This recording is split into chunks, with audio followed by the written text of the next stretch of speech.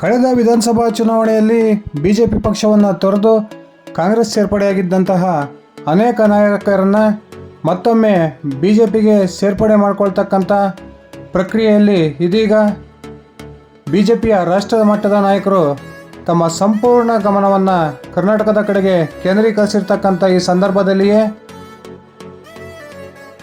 ಇವತ್ತು ರಾಜ್ಯದಲ್ಲಿ ನಡೆದಿರ್ತಕ್ಕಂಥ ಬಹು ದೊಡ್ಡ ರಾಜಕೀಯ ಬೆಳವಣಿಗೆಯಲ್ಲಿ ಕರ್ನಾಟಕದ ಮಾಜಿ ಮುಖ್ಯಮಂತ್ರಿ ಹಾಗೂ ಉತ್ತರ ಕರ್ನಾಟಕ ಭಾಗದ ಪ್ರಮುಖ ಲಿಂಗಾಯತ ನಾಯಕರಾಗಿದ್ದಂತಹ ಜಗದೀಶ್ ಶೆಟ್ಟರ್ ಅವರು ಮತ್ತೊಮ್ಮೆ ಬಿಜೆಪಿಗೆ ಮರಳಿ ಸೇರ್ಪಡೆಯಾಗಿರ್ತಕ್ಕಂಥದ್ದು ಕರ್ನಾಟಕದ ಆಡಳಿತಾರೂಢ ಕಾಂಗ್ರೆಸ್ ಪಕ್ಷಕ್ಕೆ ದೊಡ್ಡ ಒಂದು ಬರಸಿಡಿಲು ಬಡಿದಂತಾಗಿದೆ.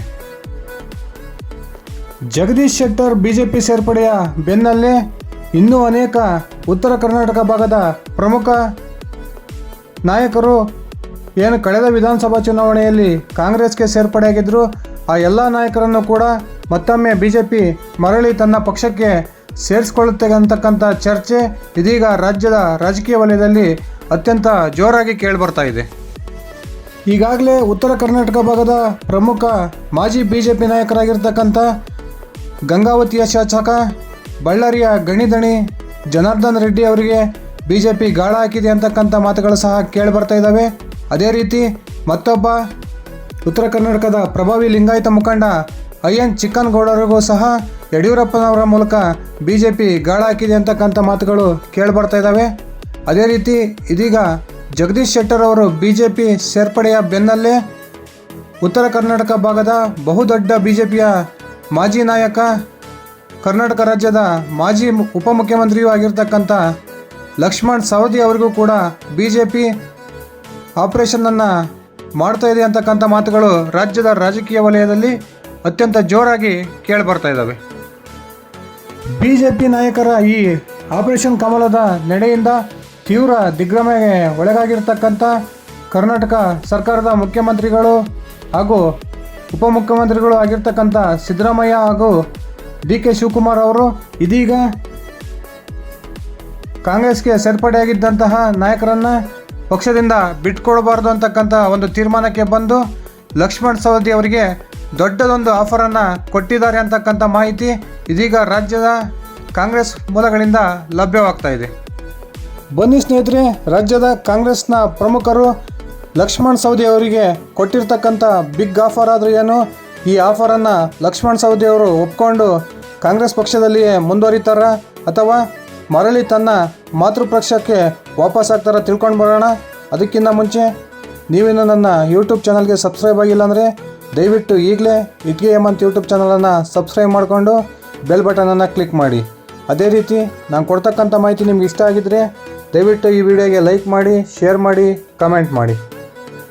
ಹೌದು ಸ್ನೇಹಿತರೆ, ಜಗದೀಶ್ ಶೆಟ್ಟರ್ ಅವರ ಬಿಜೆಪಿ ಸೇರ್ಪಡೆಯಿಂದ ಉತ್ತರ ಕರ್ನಾಟಕ ಭಾಗದಲ್ಲಿ ಕಾಂಗ್ರೆಸ್ ಪಕ್ಷಕ್ಕೆ ಮುಂಬರುವ ಲೋಕಸಭಾ ಚುನಾವಣೆಯಲ್ಲಿ ಆಗಬಹುದಾದಂತಹ ದೊಡ್ಡ ಅನಾಹುತವನ್ನು ಮನಗಂಡಿರ್ತಕ್ಕಂಥ ಕಾಂಗ್ರೆಸ್ನ ನಾಯಕರು ಇದೀಗ ಮತ್ತೊಬ್ಬ ಉತ್ತರ ಕರ್ನಾಟಕ ಭಾಗದ ಪ್ರಮುಖ ಲಿಂಗಾಯತ ನಾಯಕರಾಗಿರ್ತಕ್ಕಂಥ ಲಕ್ಷ್ಮಣ್ ಸವದಿ ಅವರು ಕೂಡ ಪಕ್ಷ ಬಿಟ್ಟೋಗ್ತಾರೆ ಅಂತಕ್ಕಂಥ ಮಾತುಗಳು ಇದೇನು ಈಗ ರಾಜ್ಯದ ರಾಜಕೀಯ ವಲಯದಲ್ಲಿ ಕೇಳಿಬರ್ತಾ ಇದ್ದಾವೆ.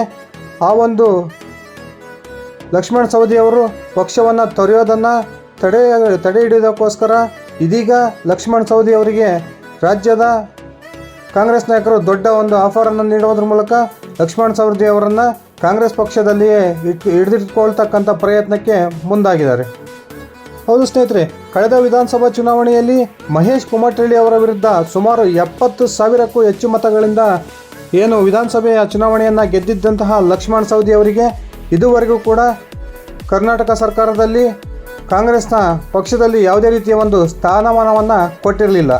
ಇದೀಗ ಲಕ್ಷ್ಮಣ್ ಸವದಿ ಅವರು ಪಕ್ಷ ತೊರೆಯುತ್ತಾರೆ ಅಂತಕ್ಕಂಥ ಸುಳಿವನ್ನು ಕಂಡುಹಿಡಿದಿರ್ತಕ್ಕಂಥ ಕಾಂಗ್ರೆಸ್ ನಾಯಕರು ಲಕ್ಷ್ಮಣ್ ಸವದಿ ಅವರಿಗೆ ತತ್ಕ್ಷಣಕ್ಕೆ ರಾಜ್ಯದ ಕಾಂಗ್ರೆಸ್ ಸರ್ಕಾರದಲ್ಲಿ ತಮ್ಮನ್ನು ಮಂತ್ರಿಯಾಗಿ ನೇಮಕ ಮಾಡ್ತೀವಿ, ಆ ಮೂಲಕ ನಿಮಗೆ ಒಂದು ಉತ್ತಮವಾದ ಖಾತೆಯನ್ನು ಕೊಡೋದ್ರ ಮೂಲಕ ನಿಮಗೆ ಆಗಿರ್ತಕ್ಕಂಥ ಅನ್ಯಾಯವನ್ನು ನಾವು ಸರಿಪಡಿಸ್ತೀವಿ ಅಂತಕ್ಕಂಥ ಭರವಸೆಯನ್ನು ಇದೀಗ ಕೊಟ್ಟಿದ್ದಾರೆ ಅಂತಕ್ಕಂಥ ಮಾಹಿತಿ ರಾಜ್ಯದ ರಾಜಕೀಯ ವಲಯದಿಂದ ಕೇಳಿಬರ್ತಾ ಇದೆ.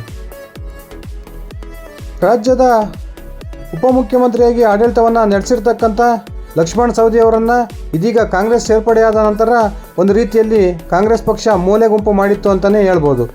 ಇದರಿಂದ ಜಗದೀಶ್ ಶೆಟ್ಟರ್ ಅವರು ಏನು ಕಾಂಗ್ರೆಸ್ನಿಂದ ಬೇಸತ್ತು ಇದೀಗ BJPಯನ್ನು ಸೇರ್ಪಡೆಯಾಗಿದ್ದಾರೆ, ಅವರ ಹಾದಿಯನ್ನೇ ಲಕ್ಷ್ಮಣ್ ಸವದಿ ಅವರು ಕೂಡ ಹಿಡಿತಾರೆ ಅಂತಕ್ಕಂಥ ಮಾತುಗಳು ಇದೀಗ ರಾಜ್ಯದ ರಾಜಕೀಯ ವಲಯದಲ್ಲಿ ಜೋರಾಗಿ ಕೇಳಿ ಬರ್ತಾ ಇದ್ದಾವೆ.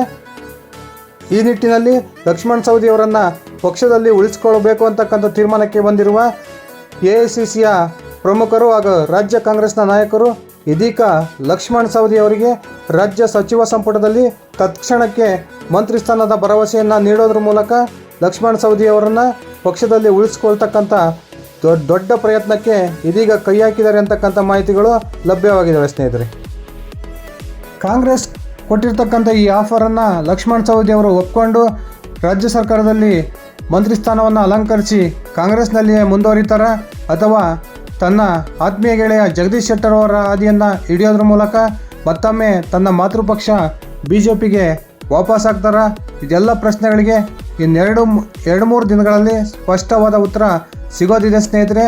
ಬಹುತೇಕ ಇದೇ ಭಾನುವಾರ ಲಕ್ಷ್ಮಣ್ ಸವದಿ ಹಾಗೂ ಜನಾರ್ದನ್ ರೆಡ್ಡಿ ಅವರು BJPಯನ್ನು ಸೇರ್ಪಡೆಯಾಗ್ತಾರೆ ಅಂತಕ್ಕಂಥ ಮಾತುಗಳು ಈಗಾಗಲೇ ಕೇಳಿ ಬರ್ತಾ ಇದ್ದಾವೆ. ಆದರೆ ಇದೀಗ ಡ್ಯಾಮೇಜ್ ಕಂಟ್ರೋಲ್ಗೆ ಮುಂದಾಗಿರ್ತಕ್ಕಂಥ ರಾಜ್ಯದ ಕಾಂಗ್ರೆಸ್ ಕೊಟ್ಟಿರ್ತಕ್ಕಂಥ ಆಫರನ್ನು ಲಕ್ಷ್ಮಣ್ ಸವದಿ ಅವರು ಒಪ್ಕೊಂಡು ಕಾಂಗ್ರೆಸ್ ಪಕ್ಷದಲ್ಲೇ ಮುಂದುವರಿತಾರ ಅಥವಾ BJPಗೆ ಸೇರ್ಪಡೆಯಾಗೋದ್ರ ಮೂಲಕ ಉತ್ತರ ಕರ್ನಾಟಕ ಭಾಗದಲ್ಲಿ ಕಾಂಗ್ರೆಸ್ಗೆ ಬಹುದೊಡ್ಡ ವಾರ್ತೆಯನ್ನು ಕೊಡ್ತಾರಾ? ಕಾದು ನೋಡೋಣ ಸ್ನೇಹಿತರೆ. ಇದಾಗಿತ್ತು ಇವತ್ತಿನ ನನ್ನ ವಿಡಿಯೋ. ನಾನು ಕೊಟ್ಟಿರ್ತಕ್ಕಂಥ ಮಾಹಿತಿ ನಿಮ್ಗೆ ಇಷ್ಟ ಆಗಿದ್ರೆ ದಯವಿಟ್ಟು ಈ ವಿಡಿಯೋಗೆ ಲೈಕ್ ಮಾಡಿ, ಶೇರ್ ಮಾಡಿ, ಕಮೆಂಟ್ ಮಾಡಿ. ಧನ್ಯವಾದಗಳು.